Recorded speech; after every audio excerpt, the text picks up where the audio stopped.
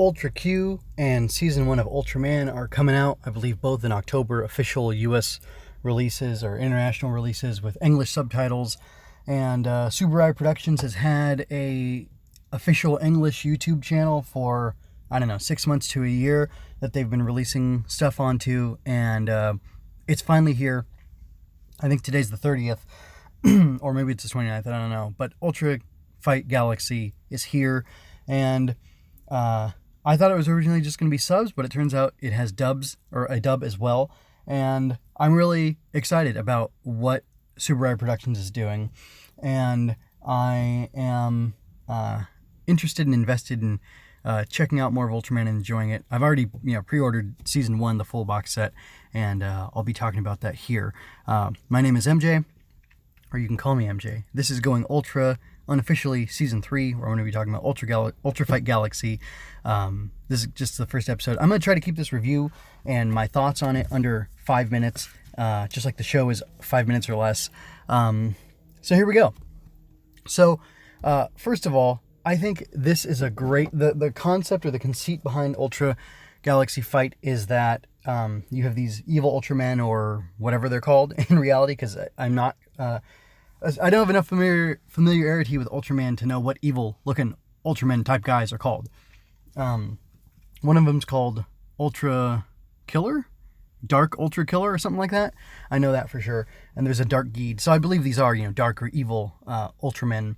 The closest thing to an evil Ultraman I knew from before this was Bemular from the Netflix Ultraman series, which I reviewed previously on MJ Loves Toku, the YouTube channel, and on the dedicated audio podcast feed of Going Ultra, which I had called Going Ultra 2, because it was my second foray into Ultraman. Originally, I had checked out SSS.Gridman, and that was a really fun anime, but it was a soft way for me to get into Ultraman, which is a huge thing. There's lots of series, but apparently, well, anyway, I don't know enough about it to declare anything definitive, except for I've watched some Ultraman stuff, and I really dig it. It has a much different vibe from Kamen Rider and Super Sentai, and Tsubaraya is, I think Tsubaraya is doing a lot better job of shepherding their property and spreading it across the world than Toei is with Kamen Rider and Super Sentai, and I'm really grateful that they're doing this. Something about the, I don't know, more hard sci-fi aspect of Ultraman is really enjoyable to me. I mean, like, a lot of it does feel just like magic, but the fact that there is, like, this M78, or is it M87 galaxy, or star system, or whatever, that all the Ultramen are from, and they have, like, the Planet of Light, I think, is where they're from, and that you have this council of all these old Ultramen who call Red and Blue, or Rosu and Blue, to them, and they want them to help them fight this, new threat that's emerging. All that stuff is really interesting. Like, I feel like I'm being dropped in the middle of an ongoing world and adventure, and it's really cool. I don't know who the Ultra Woman is, but it's funny, on these the credits I grabbed, I took a screen grab of. She's called Ultra Woman Grigio, and I believe she's the sister of Rosso and Blue, which is interesting. Like, I don't know anything about Ultraman Rube or Red and Blue, other than one's red, one's blue, and apparently they have a sister now, I've learned, and she's, orange. So that's neat. But anyway, my point is, the story here is very bare bones, and I do not understand what is going on, but that's okay, because it has my interest piqued. I see that there's a bigger ongoing story, and I'm excited for it. I think it's interesting, and I think the fact that we're getting it in such short little snippets is a nice teaser. And I have to say, for being, people criticize Tokusatsu as a, glorified toy commercial, and at the end of these they have ads for their SH Figuarts line. I feel totally fine about that. It's as if, Tsubaraya is offering, hey, look, we got the show, you can check it out. We're dubbing it for you, dumb Americans who, can't speak Japanese or won't learn it, or, can't read subtitles like me.